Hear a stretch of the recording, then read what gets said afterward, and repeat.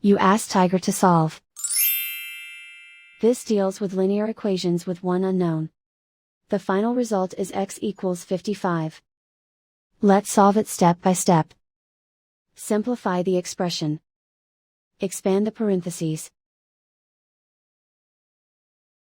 Simplify the arithmetic. Swap sides.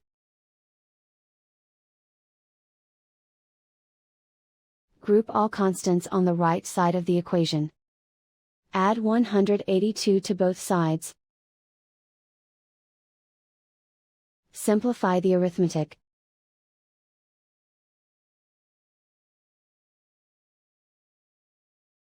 Isolate the x. Divide both sides by 2. Simplify the fraction.